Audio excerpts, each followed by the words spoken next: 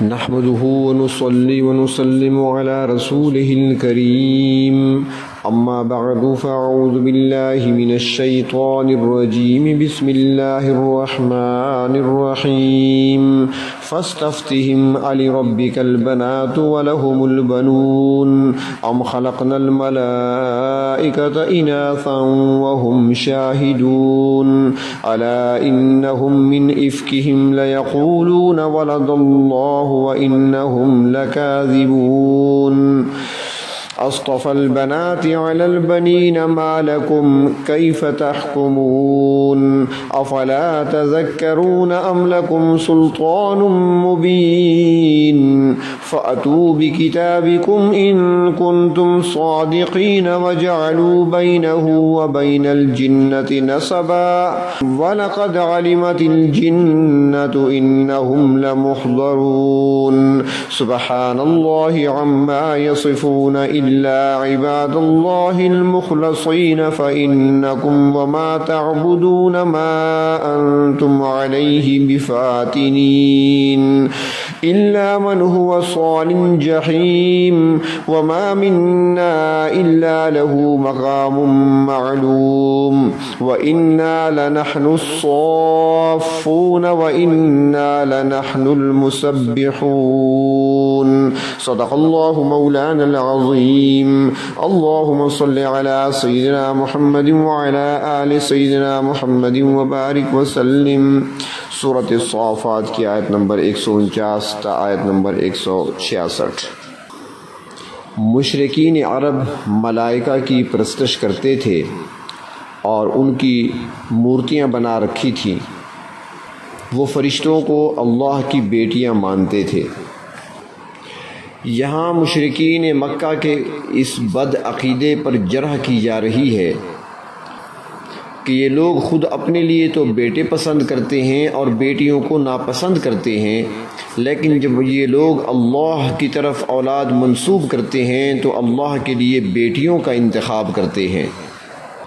ارشاد فرمایا فاستفتہم، اے پیغمبر صلی اللہ علیہ وسلم آپ ان سے پوچھیں لربک البنات ولہم البنون، کیا آپ کے پروردگار کے لیے بیٹیاں ہیں اور ان کے لیے بیٹے ہیں؟ ام خلقنا الملائکۃ اناثا، ہم نے فرشتوں کو عورتیں بنایا، وہم شاہدون، اور یہ اس چیز کے چشمدید گواہ ہیں، یعنی کہ ہم نے واقعی اور فرشتوں کو عورتوں کی صورت میں پیدا کیا ہے، عورتوں کی صنف میں پیدا کیا ہے۔ کفار و مشرکین اس سوال کا کیا جواب دے سکتے ہیں اور ان کے پاس کیا ثبوت ہے کہ فرشتے صنف نازک ہیں؟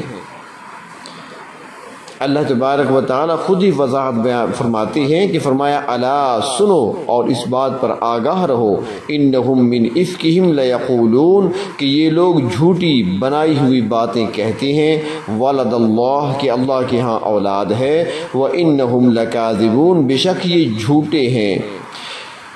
انہوں نے جو عقیدہ اختیار کر رکھا ہے، اس عقیدے میں اور ان کے اس دعوے میں کوئی صداقت نہیں ہے، یہ سراسر جھوٹ ہے۔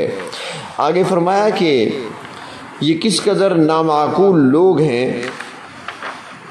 کہ اصطفى البنات علی البنین، انہوں نے خدا کے لیے بیٹوں کی بجائے بیٹیوں کا انتخاب کیا ہے، اور ان کی اپنی حالت تو یہ ہے کہ خود بیٹوں کو بیٹیوں پر ترجیح دیتے ہیں۔ فرمایا ما لکم، تمہیں کیا ہو گیا ہے، اس طرح کی جو باتیں کرتے ہو تم، کیف تحکمون، اور تم کس طرح کا فضول فیصلہ کرتے ہو کہ اللہ کی اولاد ہے اور فرشتے اس کی بیٹیاں ہیں۔ افلا تذکرون، کیا تم ذرا بھی غور و فکر نہیں کرتے کہ تم کیا کہہ رہے ہو اور کس قسم کا عقیدہ تم نے بنا رکھا ہے؟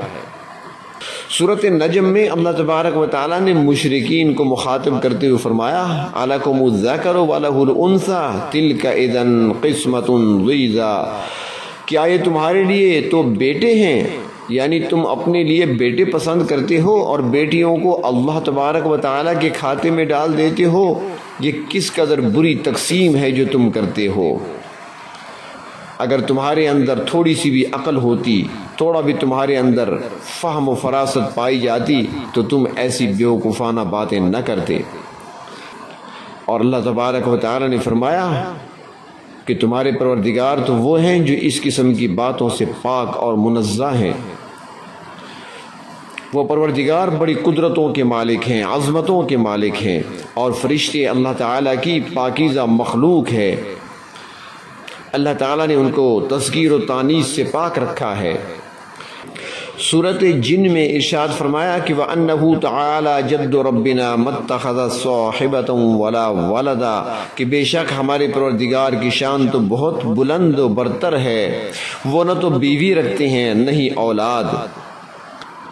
اولاد کی خواہش انسان کے دل میں پیدا ہوتی ہے، اور یہ کیوں ہوتی ہے؟ فرماتے ہیں کہ اس کی دو وجوہات ہوتی ہیں۔ ایک یہ کہ اس کی وجہ سے انسان کا سلسلہ نسب قائم رہتا ہے، اور دوسرا یہ کہ اولاد بڑھاپے میں انسان کے کام آتی ہے اور انسان کی خدمت کرتی ہے۔ اور جبکہ اللہ تبارک و تعالی تو وہ ذات ہیں، سورۃ الاخلاص میں فرمایا اللہ الصمد، اللہ تعالیٰ ان تمام چیزوں سے بے نیاز ہیں۔ نہ تو اللہ تعالیٰ کو بقائے نسل کی ضرورت ہے، اور نہ ہی کبھی بڑھاپا طاری ہونے کا خطرہ ہے کہ کسی کی مدد کی ضرورت پیش آ جائے۔ تو اللہ تبارک و تعالیٰ کے لیے اولاد تجویز کرنا ہی حماقت اور بیوقوفی والی بات ہے۔ وہ لوگ جو بیٹیوں کی نسبت اللہ کی طرف کرتے ہیں، ان کا حال اللہ تبارک و تعالیٰ سورۃ النحل میں بیان فرمایا ہے کہ وَإِذَا بُشِّرَ أَحَدُهُمْ بِالْأُنثَىٰ ظَلَّ وَجْهُهُ مُسْوَدًّا وَهُوَ كَظِيمٌ۔ عرب کا کوئی مشرک کسی مجلس میں بیٹھا ہوتا اور وہاں آ کر اسے کوئی خبر دے دیتا کہ تمہارے ہاں بیٹی پیدا ہوئی ہے، تو غم کے مارے فرمایا کہ اس کا چہرہ سیاہ ہو جاتا، ظَلَّ وَجْهُهُ مُسْوَدًّا، اور وہ اندھوناک ہو جاتا۔ اسے لڑکی کی پیدائش سے اس قدر نفرت ہوتی کہ وہ یہ خبر سن کر ہی اپنے آپ کو لوگوں سے چھپاتا، کسی کے سامنے نہ آتا، اور پھر یہ سوچنے لگتا کہ اب کیا کیا جائے، اس لڑکی کو زندہ رہنے دیا جائے ذلت کو برداشت کرنے کے لیے، یا پھر ام یدسہ فی التراب، یا اسے زمین میں زندہ گاڑ دیا جائے۔ اللہ تعالیٰ کے لیے اولاد کا نظریہ یہودیوں میں اور عیسائیوں میں بھی پایا جاتا ہے۔ سورۃ توبہ میں ہے وقالت الیہود عزیر ابن اللہ، یہودی کہتے ہیں کہ عزیر اللہ کے بیٹے ہیں، وقالت النصارى المسیح ابن اللہ، اور عیسائی کہتی ہیں کہ عیسیٰ علیہ السلام اللہ کے بیٹے ہیں۔ اور ہندوؤں میں جو دیوی دیوتا کا جو عقیدہ ہے وہ بھی اسی قسم کا ہے، وہ بھی دیویوں کو مقدس مخلوق یعنی فرشتے سمجھتے ہیں اور انہیں اللہ تعالیٰ کا شریک مانتے ہیں۔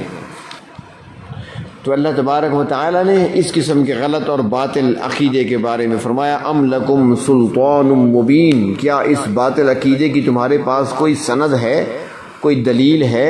فاتوا بکتابکم ان کنتم صادقین، اگر تم اپنے دعوے میں سچے ہو تو اپنی کتاب لے آؤ، دکھاؤ کہاں لکھا ہوا ہے اور کیا لکھا ہوا ہے کہ اللہ تعالیٰ اولاد رکھتا ہے، کیا یہ لکھا ہوا ہے؟ کس کتاب میں لکھا ہوا ہے کہ فرشتے اللہ کی بیٹیاں ہیں؟ معاذ اللہ۔ تو کسی بھی کافر اور کسی بھی مشرک کے پاس کوئی دلیل موجود نہیں ہے اور نہ تھی جو وہ پیش کر سکے، اور یہ ایسا چیلنج ہے جس کا جواب نہ پہلے دیا جا سکا ہے، نہ اب دیا جا سکتا ہے، نہ آئندہ کبھی کوئی مشرک دے سکتا ہے۔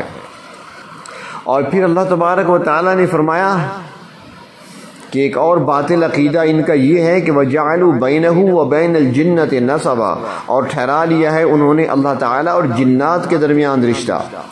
جب مشرکین نے فرشتوں کو اللہ تعالیٰ کی بیٹیاں تسلیم کر لیا تو پھر سوال پیدا ہوتا تھا کہ فرشتوں کی مائیں کون ہیں، یہ کن کے پیٹ سے پیدا ہوئی ہیں؟ تو پھر مشرکین اور کفار کو فرشتوں کی مائیں ثابت کرنے کے لیے رشتہ ڈھونڈنا پڑا، تو پھر انہوں نے رشتہ اللہ تعالیٰ کا جنات کے ساتھ جوڑا، معاذ اللہ۔ تو گویا جنات کو اللہ تعالیٰ کا سسرال بنا دیا، العیاذ باللہ۔ حالانکہ جنات تو اللہ تعالیٰ کی عاجز مخلوق ہیں اور ہر وقت اللہ تعالیٰ سے ڈرتے رہتے ہیں، فرشتے بھی اللہ کی مخلوق ہیں۔ فرمایا کہ وَلَقَدْ عَلِمَتِ الْجِنَّةُ إِنَّهُمْ لَمُحْضَرُونَ، اور البتہ جنات جانتے ہیں کہ وہ تو گرفتار شدہ اللہ کی عدالت میں پیش کیے جائیں گے۔ اگر تھوڑی سی کوتاہی کر لی تو اللہ تبارک و تعالیٰ کی پکڑ میں آ جائیں گے۔ ان کا حال تو یہ ہے کہ وہ ہر حال میں ہر وقت اللہ سے ڈرتے ہیں، مگر ان ظالموں نے اللہ تبارک و تعالیٰ کے ساتھ مخلوق کی رشتہ داری قائم کر دی۔